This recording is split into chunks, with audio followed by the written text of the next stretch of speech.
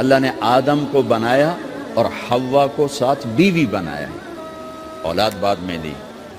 اور ایک اور بات، آدم کو بنا دیا مٹی کا پتلا کٹھا کر کے، مٹی کٹھی کر کے پتلا بنا دیا، 40 سال کے بعد روح ڈالی، چل بھائی جا جنت ہے، اور اکیلے بھیج دیا، بیوی نہیں دی۔ حالانکہ اللہ چاہتا تو ساتھ ہی حضرت حوا کی مٹی کا ڈھیر بھی لگا دیتا، اس کا پتلا بھی تھپ دیتا، فرشتوں سے تھپوا دیتا، اور پھر 40 سال کے بعد دونوں کو کٹھا جنت میں ڈالتا۔ بہت سارے پیغام، اس میں بہت سارے پیغام، تاخیر ساتھ نہیں بنایا، دیر سے بھیجا، انتظار قدر کو بڑھانے کے لیے کہ عورت کی قدر کرنا، کمزور ذات ہے، کمزور مخلوق ہے، قدر کرنا۔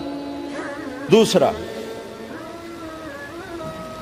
پہلے دن پتلا نہیں بنایا کہ ننگا پڑا ہو، عورت کا پتلا ننگا ہو، مٹی کا ہو، پتھر کا ہو، تو اس میں کیا کشش؟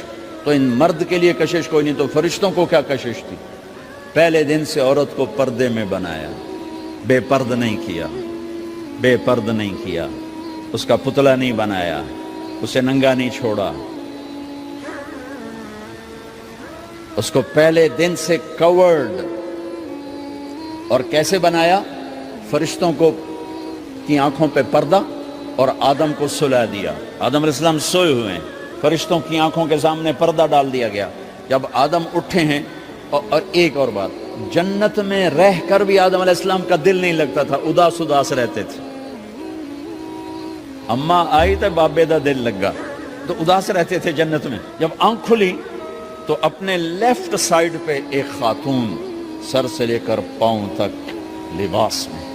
آپ نے سنا ہے نا، یوسف علیہ السلام دنیا میں سب سے خوبصورت ہستی پیدا کیے گئے، یہ مردوں میں، عورتوں میں سب سے خوبصورت حضرت حوا کو پیدا کیا گیا۔ کون ہے؟ کہتے ہیں اللہ کی آدم تیری بیگم، کون ہے تیری بیگم؟ نکاح پڑھایا، پھینکا، آدم مہر ادا کرو۔ تو انہوں نے پوچھا کیا مہر دوں؟ تو وہاں تو سونا چاندی ڈھیر لگے پڑے تھے۔ اللہ تعالیٰ کہتے دا من سونا چاہ کے دے دے۔ میرے اللہ نے کہا تیری نسل میں میرا آخری حبیب آنے والا ہے، اس پہ ایک دفعہ درود پڑھ دے، یہ مہر ہے۔ سیدھے ہاتھ میں برکت ہے، پیدا کیا الٹی طرف سے۔ الٹی طرف سے کیوں پیدا کیا ہے؟ کہ الٹی طرف دل ہے، اور دل کے نیچے جو پسلی ہے وہاں سے پیدا کیا۔ اس میں پیغام کیا دیا کہ عورت جس روپ میں ہو، پہلا روپ اس کا بیوی بنا، پھر وہ ماں بنی، پھر اس آگے بیٹی کا روپ ہے، پھر بہن کا روپ ہے، پھر خالہ ہے، پھوپھی ہے، دادی ہے، نانی ہے، ساس ہے۔ جس روپ میں بھی عورت ہے اس کو دل کے قریب جگہ دو۔ یہ دل کے نیچے سے پیدا کرنے میں یہ پیغام دیا گیا ہے، اسے ذلیل نہ کرو، اسے خوار نہ کرو، اسے بے عزت نہ کرو، اس پر شدت نہ کرو۔ تو پہلا بنیادی رشتہ خامند اور بیوی ہے، اور آخری رشتہ بھی خامند اور بیوی ہے۔ لیکن اس وقت ہمارے معاشرے میں خامند سے زیادہ اس کے ماں باپ حق جتلاتے ہیں، خامند سے زیادہ اس کی بہنیں حق جلاتی ہیں، خامند سے زیادہ اس کے رشتہ دار حق جتلاتے ہیں، اور جھوٹی سچی شکایتیں لگا کر بیوی سے متنفر کرتے ہیں، اور کہیں بیوی کو خامند سے متنفر کرتے ہیں، آپس میں لڑائی لڑا کے پھر خوش ہوتے ہیں۔ میرے نبی سے پوچھا جائے یا رسول اللہ آپ کو سب سے زیادہ کس سے پیار ہے؟ تو آپ نے کہا عائشہ سے۔ اللہ، وہ جھینپ کے کہنے لگے نہیں، میں پوچھ رہا ہوں لوگوں میں آپ کو کس سے زیادہ پیار ہے؟ تو آپ کہتے ابو بکر سے۔ تو آپ نے پھر کہا ابوہا، مجھے عائشہ کے باپ سے زیادہ پیار ہے۔ پھر پہلے عائشہ کا، تو پھر کہتے ابو بکر۔ تو آپ نے کہا نہیں، ابوہا، مجھے عائشہ کے باپ سے سب سے زیادہ پیار ہے۔ یہ آپ کو میسج دیا ہے کہ گھر کی زندگی کیسے ہوتی ہے، کوئی عشق نہیں چڑھا ہوا تھا، میسج ہے نا۔ ہم عائشہ چھوٹی عمر کی تھیں، ان کو آٹا گوندھ کے دیتے تھے، آٹا گوندھ کے دیتے تھے، پھر جب ان کو آٹا گوندھنا آ گیا پھر چھوڑ دیا، پھر ان کو سامنے بٹھا کر لقمے بنا کے کھلاتے تھے۔ پھر ہم عائشہ رضی اللہ تعالیٰ عنہ کوئی گوشت کا ٹکڑا، وہاں بڑے بڑے گوشت کے ٹکڑے پکائے جاتے تھے، تو کوئی گوشت کا ٹکڑا اٹھایا اور ایسے 2-4 جگہ سے نوچا اور پھر رکھ دیا، سارا کھایا نہیں جاتا تھا، تو اللہ کے نبی اسی کو اٹھاتے اور حضرت عائشہ کو دکھا کر جہاں سے حضرت عائشہ نے نوچا ہوتا تھا وہاں سے یوں کاٹ کے دکھاتے تھے. پھر حضرت عائشہ رضی اللہ تعالیٰ نے گلاس اٹھایا پانی پینے کے لیے, جہاں ہونٹ لگائے پہ گلاس رکھ دیا. بڑے بڑے گلاس ہوتے تھے تو حضرت ہمارے نبی اٹھاتے تھے, جہاں عائشہ کے ہونٹ لگے ہوتے تھے وہاں ہونٹ لگا کے پانی پیتے تھے. یہ آپ کو سکھانے کے لیے ہے. اپنے گھر والوں کے ساتھ بیٹھ کے کھانا کھاتے.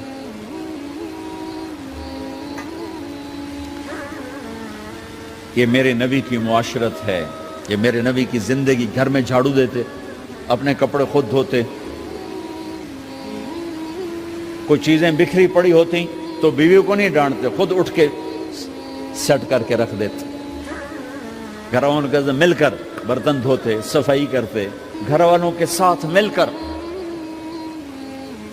یہ میرے نبی کی ایک خوبصورت زندگی ہے. بھائیوں بہنوں, ہم بھلا چکے ہیں. بیوی کے لیے خامند کو سب سے بڑا حقدار. بعض لڑکیاں ایسی نادانی کرتی ہیں کہ شادی کے بعد بھی اپنے ماں باپ کی آنکھ کو دیکھ کے چلتی ہیں. شادی کے بعد سب سے بڑا حق خامند کا ہے. شادی کے بعد سب سے بڑا حق خامند کا ہے. ماں باپ پیچھے چلے جاتے ہیں, بہن بھائی پیچھے چلے جاتے ہیں. لیکن یہ نادانیاں بھی دیکھنے کو ملتی ہیں کہ شادی کے بعد بھی ماں باپ اپنی بچی کو اپنے قابو میں رکھنے کی ترتیبیں سوچتے ہیں تو وہ بھی اپنی بچی کا گھر برباد کر دیتے ہیں. میرے نبی سے پوچھا گیا, یا رسول اللہ, عورت پر سب سے زیادہ کس کا حق ہے؟ تو آپ نے فرمایا اس کے خامند. ایک خاتون ہے, یا رسول اللہ میری شادی ہو رہی ہے تو میرے اوپر میرے خامند کا کیا حق ہے؟ تو آپ نے ارشاد فرمایا, تیرے خامند کے جسم پر زخم ہو, زخموں میں پیپ پڑ جائے اور تو اپنی زبان سے چاٹ کے زخم صاف کرے تو تو نے اپنے خامند کا حق ادا نہیں کیا. خامند کو سمجھایا کہ سب سے بہترین مسلمان وہ ہے جو بیوی سے اچھا سلوک کرتا ہے, اور میرا سب سے اچھا سلوک ہے اپنی بیویوں کے ساتھ. یعنی قاب قوسین او ادنا آپ کا مقام ہے. اللہ پاک کا دیدار اپنی آنکھوں سے کیا ہوا ہے, اور آپ ہمیں معاشرت سکھا رہے ہیں کہ ایک جہاد کے سفر سے واپس آ رہے ہیں. اما عائشہ ساتھ ہیں تو آپ نے صحابہ سے کہا بھئی آگے چلے جاؤ. تو سارے آگے چلے گئے. جب سارے نظروں سے غائب ہو گئے تو آپ نے کہا, عائشہ دوڑ لگاؤ گی میرے ساتھ؟ عائشہ نے نہیں کہا, میرے نبی نے کہا, دوڑ لگاؤ گی؟ آج کل کا کوئی علامہ بھی یہ نہیں کرے گا. عائشہ دوڑ لگاؤ گی میرے ساتھ؟ کہا جی لگاؤں گی. تو دوڑ لگائی. تو عائشہ فرماتی ہے میں آگے نکل گئی, اللہ کے نبی پیچھے رہ گئے. چاہے آپ جان بوجھ کے آستہ ہوئے ہوں ان کی دل جوئی کے لیے. کچھ سال گزر گئے, پھر جہاد کے سفر سے واپسی ہو رہی ہے تو آپ نے صحابہ سے کہا بھائی آگے چلے جاؤ. تو سارے آگے چلے گئے, غائب ہو گئے. عائشہ دوڑ لگائیں؟ کہا جی لگائیں. تو فرمایا کہ ان دنوں میں ذرا موٹی ہو گئی تھی, جب دوڑ لگائی تو اللہ کے نبی آگے نکل گئے. تو پھر آپ نے کہا عائشہ ہذہ بتلک, عائشہ اب تیرا میرا حساب برابر ہو گیا. اس دفعہ تو آگے نکل گئی, آج میں آگے نکل گیا. یہ میرے نبی کی معاشرت ہے کہ بھری محفل میں کہہ رہے ہیں مجھے عائشہ سے سب سے زیادہ پیار ہے. اور عرب میں عیب تھا, جیسے ہمارے ہاں بھی عیب ہے کہ کوئی بھری محفل میں کہ مجھے بیوی سے سب سے زیادہ پیار. کہ تیری ماں کتنے گئی؟ بھائی ماں کا اور خانہ ہے, بیوی کا اور خانہ ہے. ماں کی اور جگہ ہے, بیوی کی اور جگہ ہے. تو میں آپ سب سے کہتا ہوں, ماں باپ کی وجہ سے بیویوں پہ زیادتی نہ کرو, بیوی کی وجہ سے ماں باپ پہ زیادتی نہ کرو. بڑے ہو تو بڑے بنو. ہمارے نبی تھے, آپ سسر بھی ہیں نا, آپ نے 4 بیٹیوں کی شادیاں, 2 تو ایک ہی کو دے دی عثمان کو, رقیہ اور ام کلثوم رضی اللہ تعالیٰ عنہما حضرت عثمان کے نکاح میں. ابو العاص رضی اللہ تعالیٰ عنہ کو زینب, اور سب سے پیاری محبوب بیٹی حضرت علی رضی اللہ تعالیٰ عنہ. باقی 3 نکاح بڑے سادہ کیے. حضرت فاطمہ کا نکاح بڑے دھوم دھام سے کیا. ان کا رشتہ لے کر صدیق آئے, یا رسول اللہ میں خواہش مند ہوں, آپ چپ رہے. پھر حضرت عمر بعد میں گیا, یا رسول اللہ میں خواہش مند ہوں, آپ چپ رہے. تو عبد الرحمن بن عوف رضی اللہ تعالیٰ نے حضرت علی سے کہا, علی تو جا, تجھے دے دیں گے. وہ کہنے کہ میں تو بہت غریب ہوں, مجھے کہاں دیں گے. حضرت علی کا ذاتی گھر بھی نہیں تھا, کسی سے ایک کوٹھا مانگ کے اس میں رہ رہے تھے مدینہ میں. کہا نہیں تو جا جا.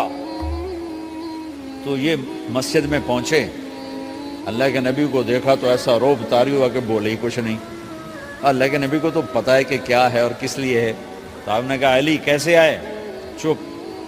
کہا لگتا ہے فاطمہ کے رشتے کے لیے آئے ہو. جی ہاں. تو آپ نے کہا انشاءاللہ.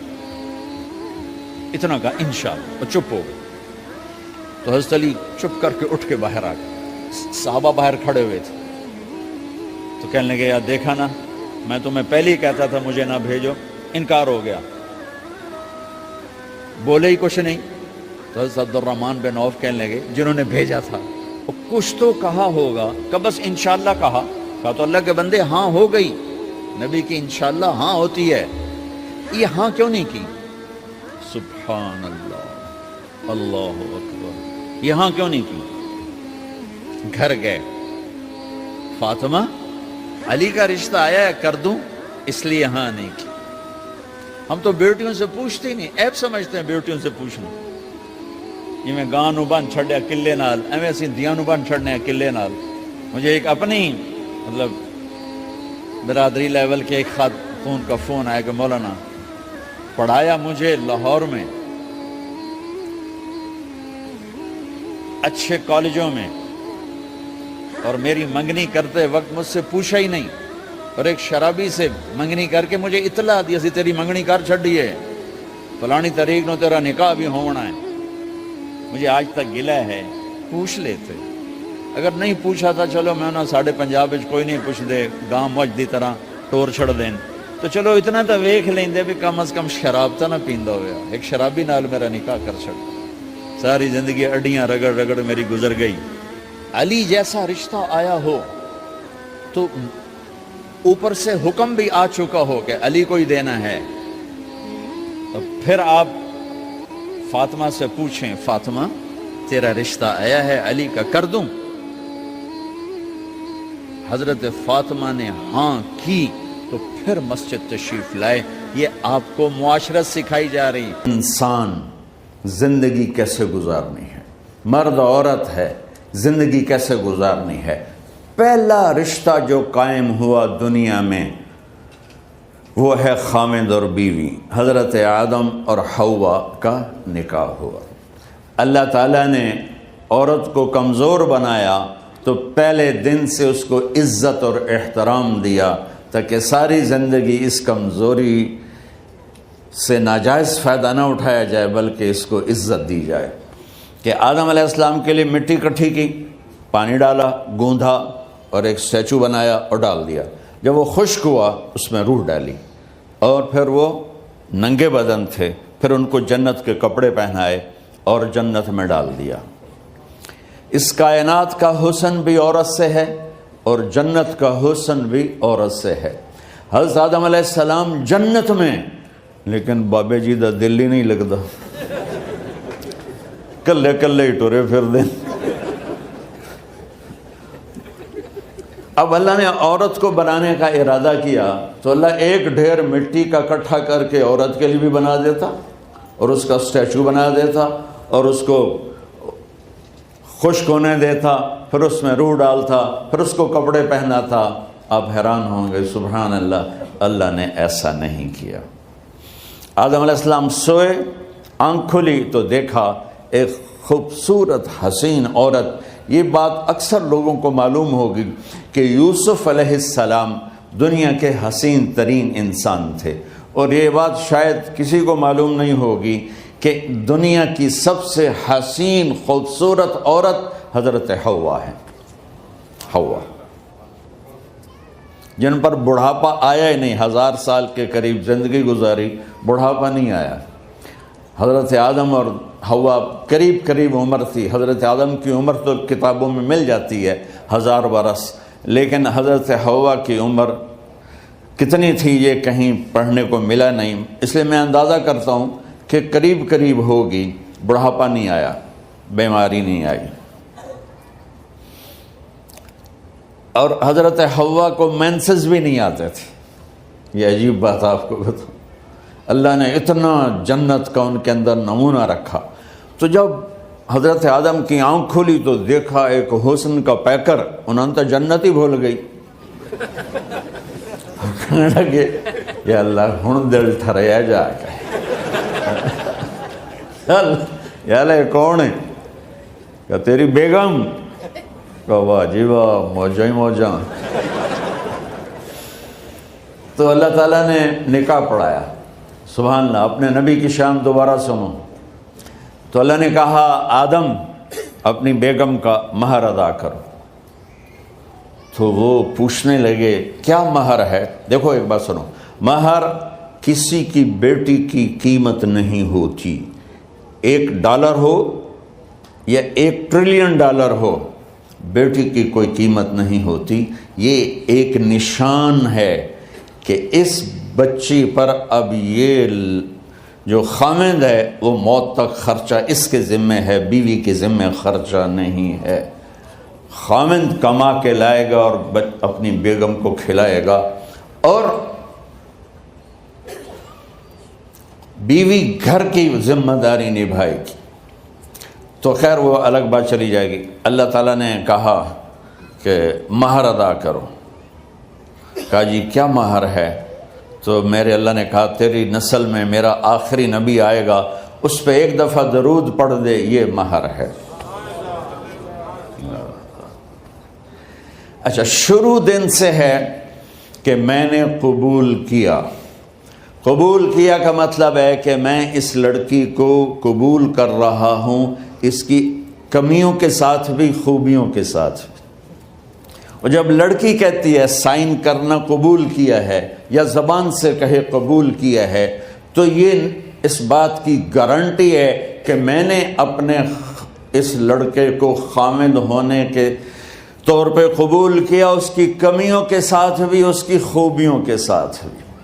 اور جو ہی شادی ہو کر ڈولی سسرال کے گھر جاتی ہے تو ٹیسٹ شروع ہو جاتا ہے، کی کر دیے، باندھی کے میں، اٹھیندی کے میں، بول دی کے میں. اور اس میں بہت زیادہ نیگیٹو کردار ہے سسرال کا، کئی لڑکیوں کا، کیونکہ ہم نے اپنے نبی کی زندگی نہیں قبول کیا. یہ واجب ہے کہنا قبول کیا، کہ اس میں پیغام ہے کہ اب میں اس کی میں کوئی کمی ہے وہ بھی قبول کروں گی، کوئی خوبی ہے تو سر ماتھے پر. اور لڑکا کہتا ہے کہ میں اسے قبول کرتا ہوں، اس کی خوبیوں کے ساتھ بھی، کمیوں کے ساتھ بھی. یہ بات یاد رکھنا، پرفیکشن کبھی تلاش نہ کرنا، پرفیکشن کبھی تلاش نہ کرنا. اللہ نے 100 نمبر نہیں مانگے، 51، ایک نمبر اوپر ہو گیا. گناہ تمہارے 50 ہیں اور نیکی تمہاری 51 ہے، تو اس ایک پر ہم تمہیں جنت میں ڈال دیں.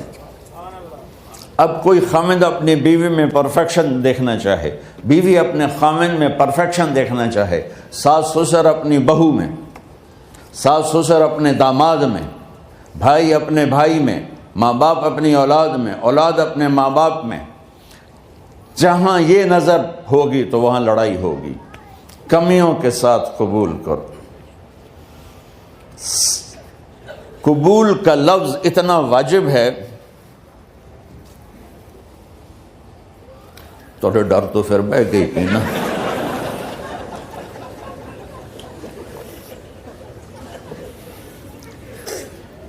قبول کا لفظ اتنا ضروری ہے کہ اس کے بغیر نکاح ہی نہیں ہوتا.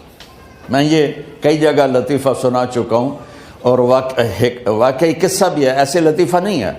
میرے دوست ہیں، ذمہ دار ہیں اچھے، تو ان کے گاؤں کا ایک بچہ چھوٹی عمر میں بسوں پہ جا کے نا وہ جاب پہ لگ گیا.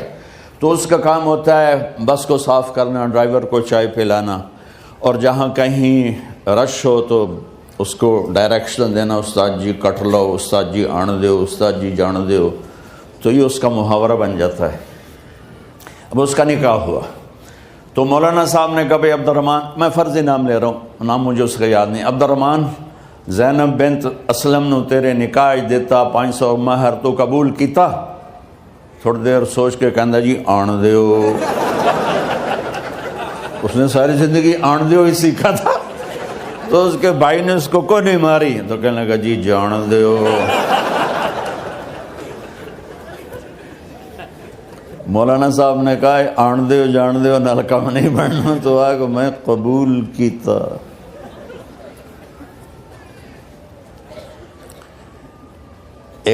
یہ بھی صحیح واقعہ سنا رہا ہوں.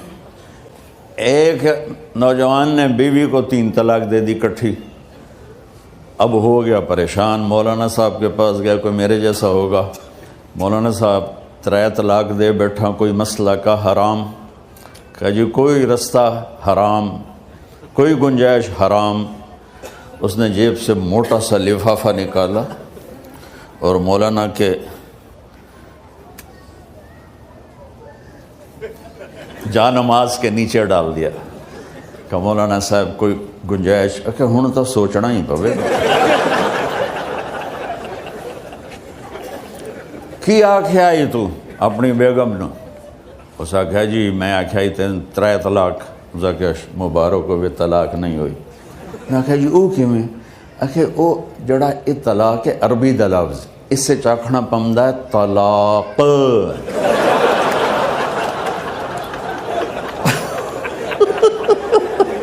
یہ آپ کو صحیح واقعہ سنا رہا ہوں. تو تم نے تو چھوٹے کاف کے ساتھ کہا ہے طلاق. او کاف تا کتے آلا ہے.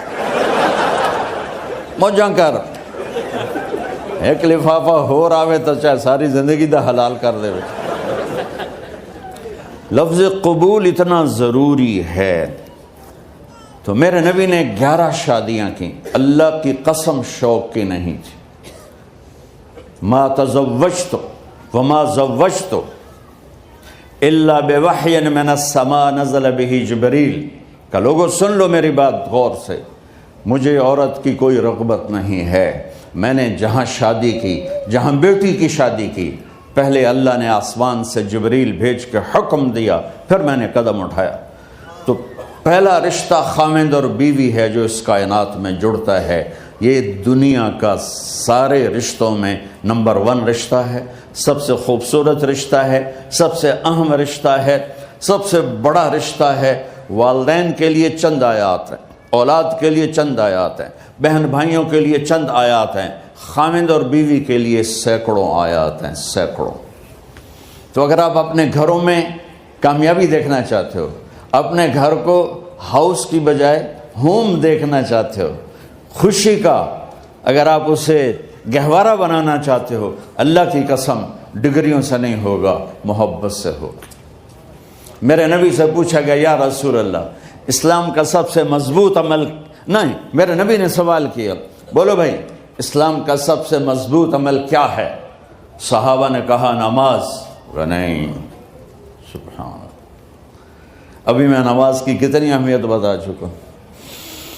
انہوں نے عرض کیا جہاد, آپ نے فرمایا نہیں. تو صحابہ نے عرض کیا روزہ, آپ نے فرمایا نہیں. اللہ کہ یا رسول اللہ حج, آپ نے فرمایا نہیں. تو سارے صحابہ حیران ہو گئے, یا رسول اللہ نماز, جہاد, روزہ, حج, تو پھر کیا ہے؟ اب سننا سارے بہن بھائی, مستورات, بچے بچیاں. آپ نے فرمایا اسلام کا سب سے مضبوط اور بڑا عمل ہے آپس میں اللہ کے لیے محبت کرنا. اگر آپ اپنے گھروں میں حسن دیکھنا چاہتے ہو تو ایک دوسرے سے محبت کرو, اظہار محبت کرو. اور محبت کے پیدا ہونے کے لیے بہت ساری چیزیں ہیں, لپیٹ کے 2 میں کر لیتا ہوں. 2 میں بیوی کی خوبی دیکھو, کمی نہ دیکھو. خاوند کی خوبی دیکھو, کمی نہ دیکھو, پہلی بات. دوسری بات, اس زبان سے زہر نہ اگلو محبت کے پھول.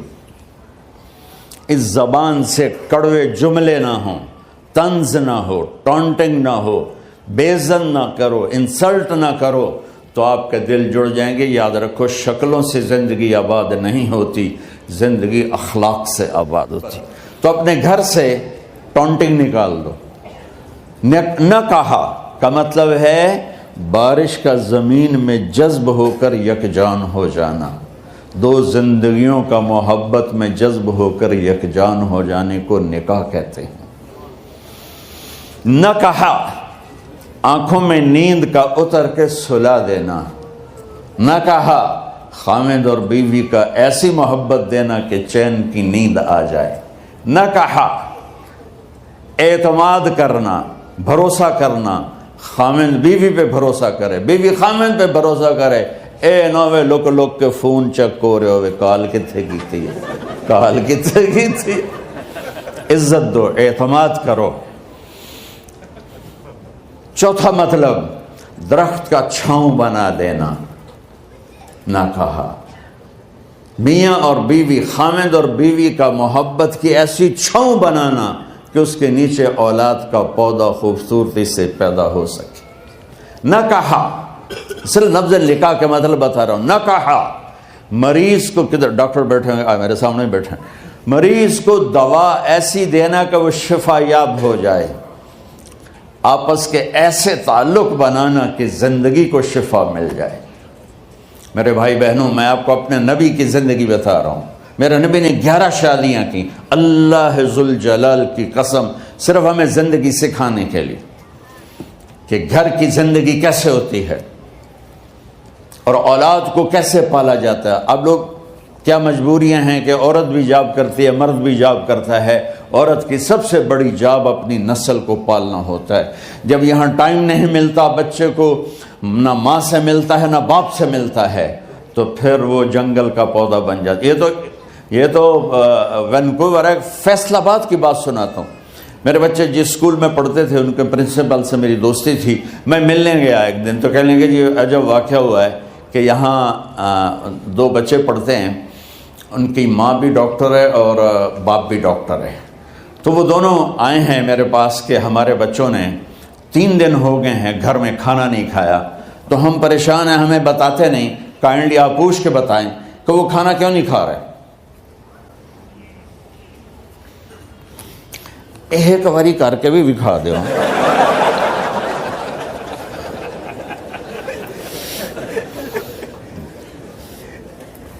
ہمارا دین اتنا خشک نہیں، ہمارے مولوی صاحبان نے زیادہ خشک بنا دیا. تو انہوں نے دونوں بچوں کو بلایا. سننا، سارے فیملیز بیٹھے ہو جہاں میں فیملی کی زندگی کو فوکس کر کے نبی سے جوڑ کے بتا رہا ہوں، طارق جمیل کے تجربے نہیں بتا رہا. دونوں بچوں کو بلایا. بیٹا آپ کھانا کیوں نہیں کھا رہے؟ کہا جی ہم اپنے ممی اور بابا کے سامنے نہیں بتائیں گے. تو انہوں نے دونوں کو باہر بٹھا دیا. پھر پوچھا اب بتاؤ کیا مسئلہ ہے؟ ان کا سر ہم صبح جب ناشتہ کرتے ہیں تو ہمارے ممی ڈیڈی سو رہے ہوتے ہیں، ہماری ان سے ملاقات نہیں ہوتی. جب ہم اسکول سے واپس آتے ہیں تو ممی ڈیڈی اپنے میڈیکل کالج میں ہوتے ہیں، ہاسپٹل میں ہوتے ہیں، تو ہمیں ان کو دیکھنے کا موقع نہیں ملتا. شام کو جب ہم کھانا کھاتے ہیں تو یہ دونوں اپنے پرائیویٹ کلینک میں ہوتے ہیں، تو ہم ان کو دیکھ نہیں پاتے.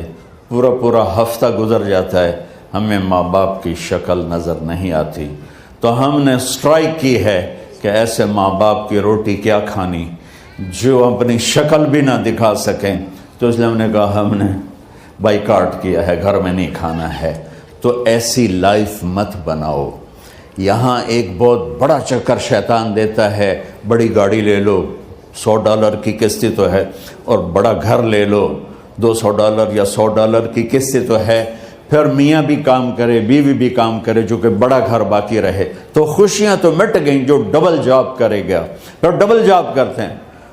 ڈبل جاب کرنے والا بیچارہ تھکا ہوا ذہن لے کے آتا ہے، وہ کیسے ٹائم دے گا اپنے بچوں کو خوشی کے ساتھ؟ جو ماں جاب کر کے آئے گی پھر کھانا پکائے گی، وہ جب اتنی تھک جائے گی تو اپنے بچوں کو کھلا ٹائم کیسے دے سکے گی؟ پوری کائنات کی ذمہ داری تھی میرے نبی کے سر پر، اور آپ اس کے باوجود روزانہ حسن حسین کے لیے وقت نکالتے تھے.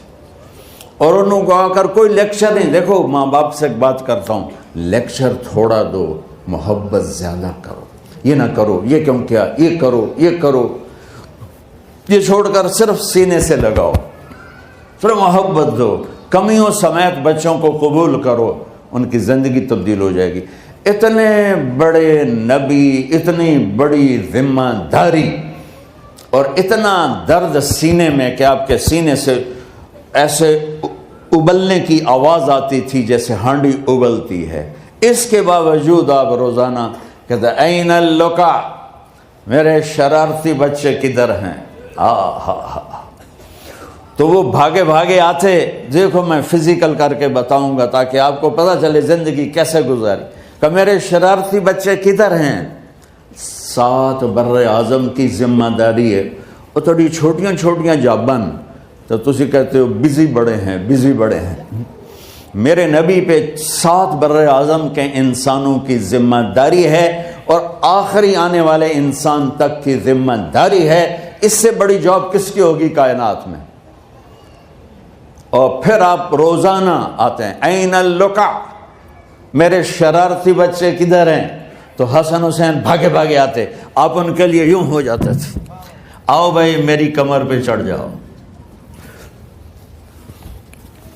اپنے نبی کی عظمت کو جانو کہ انہوں نے زندگی کیسے سکھائی۔ چاند کے 2 ٹکڑے کر دینا کوئی معمولی بات ہے، آسمان چیر کے چلے جانا معمولی بات ہے، ایک زندگی سکھا کے جانا سب سے بڑی بات ہے۔ کتنی اولادیں برباد ہو گئی ماں باپ کی وجہ سے، کتنے گھر اجڑ گئے ساس سسر کی وجہ سے، کتنے گھر اجڑ گئے لڑکی کے بدتمیز ہونے کی وجہ سے، کتنے گھر اجڑ گئے لڑکے کے شرابی اور باہر کی گندگی کی وجہ سے۔ زندگی سیکھو۔ یہ اتنے بڑے نبی ہو کر آپ یوں ہو رہے ہیں جیسے میں نے آپ کو کر کے دکھایا، دونوں کو اوپر بٹھا لیتے اور کمرے میں چکر لگاتے تھے، پھر یوں کر کے پوچھتے تمہارا اونٹ کیسا ہے، پھر دونوں کو اتار دیتے اور اپنی نواسی زینب جن کو حضرت علی کی وراثت ملی، کس کی؟ علم کی، فصاحت اور بلاغت کی، ان کو کمر پہ بٹھا لیتے اور اکیلی زینب کو پورے گھر میں چکر لگواتے تھے۔ اور بھی دکھ ہیں زمانے میں محبت کے سوا، راحتیں اور بھی ہیں وصل کی راحت کے سوا، کیا صرف کمانا ہی کام ہے؟ ادھار کی زندگی سے بچو، خوش و خرم رہو، اس کو قسط دینی ہے، یہ قسط دینی ہے، یہ قسط دینی ہے، یہ دینی ہے، سر میں درد نہیں ہوگا تو اور کیا ہوگا؟ تو آپ اتنے بڑے عظیم ہو کر وقت نکال رہے ہیں۔ اور حضرت ابو ہریرہ فرماتے ہیں میری آنکھوں نے دیکھنا سارے کہ آپ نے کبھی حسن کبھی حسین یہاں جیسے مائیں کرتی ہیں ادھر کھڑا کیا ہوا ہے اور جھولا جھولا رہے ہیں ایسے، اور ان کے دونوں ہاتھ پکڑ کر کہہ رہے ہیں آ جاؤ اوپر، آ جاؤ اوپر، آ جاؤ، آگے پہاڑی ہے، اوپر آ جاؤ، آگے پہاڑی ہے۔ تو ایسے ایسے آتے اور اوپر آؤ، وہ یہاں آ جاتے، آگے آؤ، وہ یہاں آ جاتے، آگے آؤ، وہ یہاں آ جاتے، تو پھر آپ یوں ہو جاتے، آگے آؤ، تو چڑھتے چڑھتے یہاں آ جاتے، یہاں وہ یہاں آ جاتے، تو آپ ان کے ہاتھ فکس کر کے آگے بڑھ کر ان کے ہونٹوں کا بوسہ لیتے اور کہتے یا اللہ میں ان سے پیار کرتا ہوں، تو بھی ان سے پیار فرما۔ بھائیو اللہ کی قسم، پیسے سونے چاندی سے زندگی میں خوبصورتی نہیں آتی، نبی کی غلامی سے زندگی میں خوبصورتی آتی ہے۔ اتنے بڑے نبی ہیں اور حضرت عائشہ سے کہہ رہے ہیں دوڑ لگائیں۔ یہاں کسی مولانا سے پوچھو اپنی بیوی سے کبھی کہا اس نے کہ دوڑ لگائیں؟ الٹا سوٹا لے آتے کھلو جاوے گا۔ عائشہ دوڑ لگائیں، اور واپسی کہاں سے ہو رہی ہے؟ دوڑ کہاں لگ رہی؟ جہاد کے سفر سے واپسی ہو رہی، اور آپ نے اپنے صحابہ سے کہا سب آگے چلے جاؤ۔ جب سارے آگے چلے گئے اور کوئی نظر نہیں آ رہا تو آپ نے کہا عائشہ آؤ دوڑ لگائیں۔ تو حضرت عائشہ کہتی ہم نے دوڑ لگائی تو میں آگے نکل گئی، لیکن ابھی پیچھے رہ گئے۔ کچھ سال گزرے تو پھر ہم سفر سے واپس آ رہے تھے تو آپ نے صحابہ سے فرمایا سب آگے چلے جاؤ، چلے گئے۔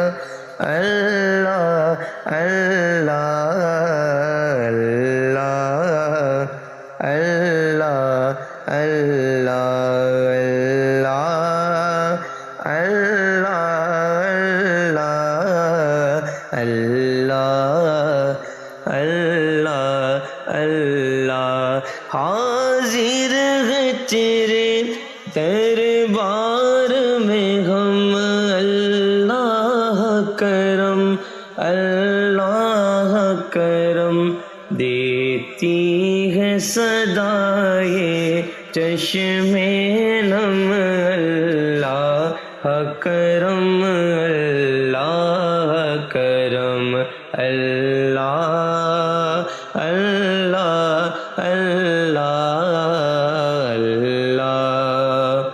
اللہ اللہ۔ آپ نے کہا عائشہ دوڑ لگائیں، میں نے کہا جی لگائیں۔ کون دنوں میں ذرا موٹی ہو گئی تھی، تو پھر اللہ کے نبی آگے نکل گئے، میں پیچھے رہ گئی۔ تو آپ نے کہا عائشہ حاضہ بتلک، آج تو اور میں برابر دلیلیں مانگتا ہے اور مجھے مثالیں دیتا ہے اور مجھے کہتا ہے اس پرانی ہڈی کو کون زندہ کرے گا جو سرما بن گئی۔ قل یحییھا الذی انشأھا اول مرہ، بتاؤ میرے حبیب کہ اسے وہ زندہ کرے گا جس نے اسے بنایا اور پیدا کیا تھا۔ وہو بکل خلق علیم، ہر مخلوق پر اس کی نظر ہے، اندھیرا اجالا برابر ہے، اوپر نیچے برابر ہے، زمین کا اندر زمین کا اوپر برابر ہے، سمندر کے اوپر سمندر کے نیچے برابر ہے۔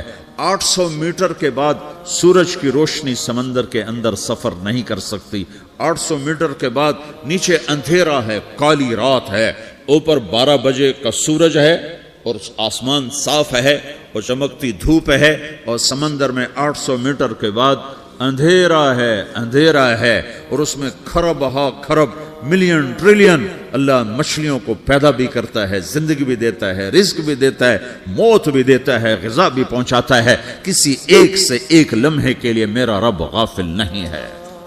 لا يعزب عن ربك من مثقال ذرہ، ایک ذرے سے ایک ذرہ بھی تیرے رب کی نظر سے چھپ نہیں سکتا۔ اینما تکونوا یأت بکم اللہ جمیعا، جدھر جاتے ہو چلے جاؤ، اللہ کھینچ کے واپس لائے گا، اپنے سامنے کھڑا کرے گا۔ تو موت کے بعد کیا ہے؟ میں مختصر ہر چیز کا جواب قرآن سے دے رہا ہوں۔ موت کے بعد کیا ہے؟ تو میرا رب کہتا ہے یوم نسیر الجبال، میرا رب کہتا ہے پہلے ایک ہے طارق جمیل کی موت اور ایک ہے کل کائنات کی موت۔ ابھی مارتا ہوں ایک ایک کو اور ایک دن ماروں گا سب کو۔ وہ کیا ہے؟ اذا وقعت الواقعہ، اس نے ہونا ہے، لیس لوقعتها کاذبہ، اسے روک کوئی نہیں سکتا، اسے جھٹلا کوئی نہیں سکتا۔ خافضۃ الرافعہ، کچھ اونچے کچھ نیچے۔ کیسے ہوگا؟ اذا رجت الارض رجا، زمین میں زلزلہ، وبست الجبال بسا فکانت ہباء منبثا، اور پہاڑ تھر تھرائے کپ کپائے اور ریزہ ریزہ ہو گئے۔ یہ ایک دن آنے والا ہے۔ یوم تشقق السماء، آسمان پھٹے گا۔ اذا السماء انفطرت واذا الكواكب انتثرت واذا البحار فجرت واذا القبور بعثرت، ہر شے اکھڑ گئی، ہر شے کو اکھاڑ پچھاڑ دیا۔ اذا الشمس كورت، سورج، واذا النجوم انكدرت، ستارے، وَإِذَا الْجِبَالُ سُيِّرَتْ، پہاڑ، وَإِذَا الْعِشَارُ عُطِّلَتْ، جانور، وَإِذَا الْبِحَارُ سُجِّرَتْ، یہ تمہارا دو سمندر، یہ سب میرا رب کہتا ہے مٹا دوں گا، ختم کر دوں گا، کچھ باقی نہیں چھوڑوں گا۔ كُلُّ مَنْ عَلَيْهَا فان، ہر شے کو فنا ہے۔ وَيَبْقَى وَجْهُ رَبِّكَ ذُو الْجَلَالِ وَالْإِكْرَامِ، ایک تیرے رب کو بقا ہے، باقی سب کو موت ہے۔ سب کو موت دے کر پھر اللہ ملک الموت سے پوچھے گا، موت کے فرشتے سے، کون باقی ہے؟ حالانکہ اللہ کو پتہ کون باقی، زمین والے مر گئے، آسمان والے مر گئے، پیچھے رہ گئے 4 فرشتے جنہوں نے عرش کو پکڑا ہوا ہے اور 4 فرشتے جو اللہ کے مقرب ہیں۔ تو اللہ تعالیٰ پوچھے گا کون باقی؟ وہ کہے گا یا اللہ بھائی یہ فرشتے باقی ہیں۔ تو اللہ تعالیٰ فرمائیں گے عرش کے فرشتوں کو موت دے دو، تو دھڑم گریں گے عرش کے فرشتے۔ پھر اللہ تعالیٰ کہا کون باقی؟ تو وہ کہیں گے یا اللہ یہ جبریل میکائیل اسرافیل اور تیرا غلام. تو اللہ تعالیٰ فرمائے گا جبریل میکائیل مر جائیں تو اللہ کا عرش بول پڑے گا, عرش یا اللہ جبریل میکائیل کو بچا لو. تو اللہ تعالیٰ فرمائے گا اسکت فقط کتبت الموت علی من کان تحت عرشی, چپ ہو جاؤ میرے عرش کے نیچے سب کو مرنا ہے. یہ کیا دنیا ہے, یہ کیا دنیا ہے. کس کے پیچھے ایمان کے سودے ہو رہے ہیں, کس کے پیچھے جھوٹ بول بول کے مال بیچے جا رہے ہیں, کس کے پیچھے رشتے اور ناتوں کو توڑا جا رہا ہے, کس کے پیچھے بھائی بھائی سے لڑ رہا ہے. یہ کیا ہے, یہ کیا دھوکہ ہے, یہ دھوکے کا گھر, یہ مچھر کا پر, یہ مکڑی کا جالا. گزر جاؤ اس سے اپنی آخرت کا سامان تیار کرتے ہوئے. پھر اللہ کہے گا کون باقی, کہے گا یا اللہ اسرافیل اور تیرا غلام. اسرافیل کے ہاتھ میں وہ سور ہے جو پھونک رہا ہوگا. تو اللہ تعالیٰ کہے گا اسرافیل مر جائے, وہ گیا اسرافیل, اور جو سور تھا وہ اڑ کر جیسے یہ فانوس لٹکا ہوا ہے چھت کے ساتھ, ایسے عرش کے ساتھ جا کر وہ لٹک جائے گا سور. پھر اللہ کہے گا کون باقی, تو اب ملک الموت کی ٹانگیں کانپنے لگ جائیں گی, سب کی روح نکالنے والے کی باری آ گئی, کہ اللہ وہ سب تو اوپر تو ہے اور نیچے میں ہوں. تو میرا اللہ کہے گا مت, مر جا, تو بھی میری ایک مخلوق, خلق من خلق. تو ملک الموت ایک چیخ مارے گا, ایسی چیخ مارے گا کہ زمین آسمان ہوتے تو پھٹ جاتے, وہ پہلے ہی پھٹ چکے ہیں. سب کو موت دینے کے بعد اللہ کہے گا من کان لی شریکن فلیات, کوئی ہے میرے مقابلے تو آؤ آؤ. من کان لی شریکن فلیات, کوئی میرے مقابلے میں ہے تو آؤ آؤ. من کان لی شریکن فلیات, کوئی میرے مقابل ہے تو آؤ آؤ. کون آئے, سب کو تو موت دے چکا ہے. پھر اللہ زمین آسمان کو جھٹکا دے گا, کہے گا انا الملک, میں بادشاہ ہوں. پھر دوسرا جھٹکا دے گا, پھر کہے گا انا القدوس السلام المومن, میں ہوں قدوس سلام مومن. پھر تیسرا جھٹکا دے گا, پھر کہے گا انا المہیمن العزیز الجبار المتکبر. پھر اللہ تعالیٰ کہے گا این الملوک, بادشاہ کہاں ہے؟ این الجبارون, ظالم کہاں ہیں؟ این المتکبرون, تکبر کرنے والے کہاں ہیں؟ لمن الملک اليوم, آج بادشاہ کون ہے؟ کوئی ہو تو جواب دے. پھر اللہ خود کہے گا للہ الواحد القہار, آج اکیلے اللہ کی بادشاہی ہے, اللہ کی بادشاہی ہے, اللہ کی بادشاہی ہے, جسے زوال نہیں, زوال نہیں. عباسی خلیفہ واثق باللہ مرنے لگا 32 سال کی عمر میں. تو جب موت نے, جب بڑا ظالم تھا, بڑے علماء شہید کے اس خلق قرآن کے مسئلہ میں, تو جب موت نے جھٹکا دیا تھا یا من لا یزال ملکہ ارحم من زال ملکہ, اے وہ بادشاہ جس کا ملک ختم نہیں ہو سکتا, اس پہ رحم کر جس کا ملک ختم ہو گیا, ملک ختم ہو گیا. پھر اللہ تعالیٰ کہے گا انی بدأت بالدنیا ولم تکن شیئا وانا الذی اعیدہا, میں نے دنیا کو بنایا, میں نے مٹایا, اب دوبارہ زندہ کروں گا. اب اگلا مرحلہ آ گیا, وہ کیسے ہوگا؟ وہ بھی اللہ نے قرآن میں بتایا. وہ کیسے ہوگا؟ یوم نسیر الجبال, ہم پہاڑوں کو ہٹا دیں گے, سمندر مٹا دیں گے. وتری الارض بارزا, زمین ننگی ہوگی, کھلی, نہ پہاڑ, نہ صحرا, نہ دریا, نہ سمندر, نہ جھیل, نہ ساؤتھ پول, نہ نارتھ پول جہاں برف جمی ہوئے. قاعا صفصفا وحشرناہم, اور پھر میں تمہیں جمع کروں گا. فلم نغادر منہم احدا, ایک بھی پیچھے نہیں چھوڑوں گا. کس لیے؟ لقد احصاہم, میں نے گھیرے میں لیا ہوگا. وعدہم عدا, ایک ایک کو گن گن کے اٹھاؤں گا. وَقُلٌ آتِيهَ يَوْمَ الْقِيَامَةِ فَرْدًا, اور آج تم سب اکیلے اکیلے میری بارگاہ میں پیش کیے جاؤ گے. وَلَقَدْ جِئْتُمُونَا فُرَادًا كَمَا خَلَقْنَاكُمْ أَوَّلَ مَرَّةٍ, میں نے تمہیں جیسے ماں کے پیٹ سے تنہا نکالا تھا, آج تمہیں تنہا نکالوں گا. عُرَاةً حُفَاةً غُرْلًا, یہ حدیث کے الفاظ ہیں. ننگے بدن, ننگے سر, ننگے پاؤں اللہ تعالیٰ اٹھائے گا قبروں سے. ہو. खबर फटेगी तो फिर क्या होगा? तो जिन्होंने अल्लाह को नाराज किया होगा वो कब्र से निकलते ही कहेंगे, ओ ये तो वो दिन आ गया जिससे हमें लोग डराते थे, तैयारी कर लो। तो कहेंगे या वैलना मम बाअसना मिन मरक़दिना, कुरान सूरह यासीन। कहेंगे हाय हमें किसने उठा दिया, अरे हमें मौत ही दे दो, ये किसने उठा दिया। तो जिन्होंने अच्छी जिंदगी गुजारी होगी वो भी कब्रों से निकलेंगे तो वो इनको जवाब देंगे, हाज़ा मा वादर रहमान व सदक़ल मुरसलून, यही तो वो दिन है जिसका अल्लाह ने वादा किया था और नबियों ने सच्ची खबर सुनाई थी, इसी के लिए तो हम तैयारी करते रहे तो मुगाफिल रहे। फिर मेरा रब जमा करेगा सोरे, कैसे जमा करेगा? यौमइज़िन तुअरदून ला तख़फ़ा मिनकुम ख़ाफ़िया, आज तुम सब अल्लाह के बारगाह में पेश होगे, कोई छुप न सकेगा, सब खड़े हुए हैं। और फिर क्या होगा? वजाअ रब्बुका वल मलकु सफ़्फ़न सफ़्फ़ा, पहले फरिश्ते आएंगे, पहला आसमान, दूसरा, तीसरा, चौथा, पांचवा, छठा, सातवां आसमान के फरिश्ते आएंगे। फिर मेरे रब का अर्श आएगा, वजाअ रब्बुका वल मलकु सफ़्फ़न सफ़्फ़ा, मेरा रब आएगा। वयहमिलु अर्श रब्बिका फ़ौक़हुम यौमइज़िन समानिया, 8 फरिश्तों ने अर्श को उठाया हुआ होगा, 8 फरिश्तों ने, आज अब 4 हैं, उस दिन 8 होंगे, उन्होंने उठाया हुआ होगा। और वो ऊपर से नीचे आएगा अल्लाह का अर्श, उसकी आवाज़ और दहशत से सारा मजमा मर्द औरत बेहोश होकर गिर जाएगा, सब बेहोश हो। क्या नबी, क्या शहीद, क्या बड़े, क्या छोटे। फिर मेरे नबी ने फरमाया सबसे पहले मुझे होश आएगा, सबसे पहले मुझे होश है।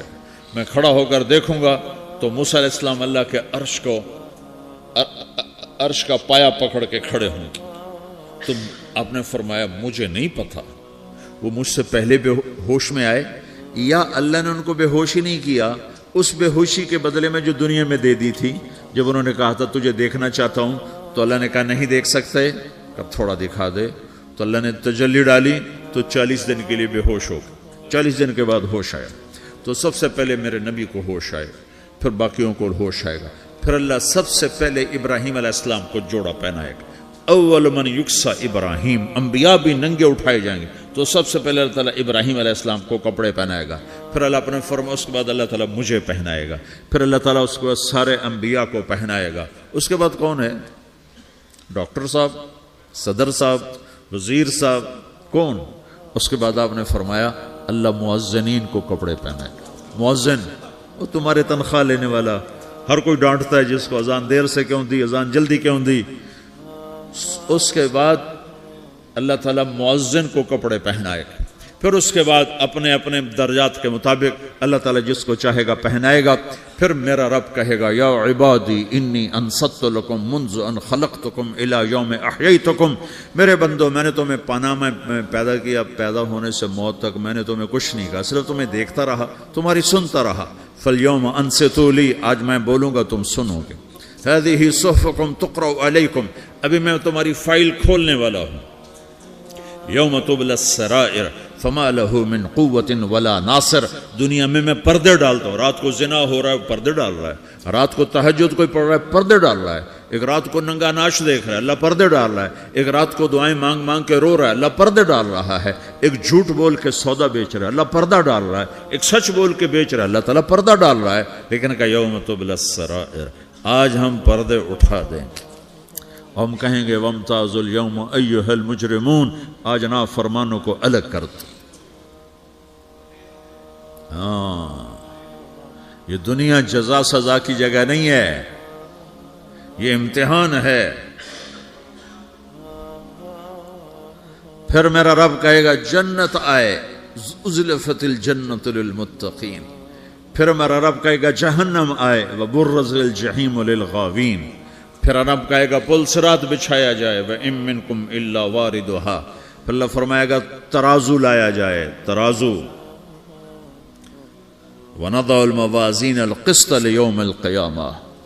फिर मेरा रब कहेगा हिसाब शुरू किया जाए, बुलाओ फलां बिन फलां को बुलाओ, یجاء بابن آدم یوم القیامہ فیوقف بین یدی اللہ تعالی کأنہ بزج. ہر آدمی کو، فرشتے، مرد کو، عورت کو اللہ کے سامنے جب کھڑا کریں گے تو ایسے کانپے گا جیسے چھوٹا بکری کا بچہ کانپتا، ایسے کانپ رہا ہوگا ایسے.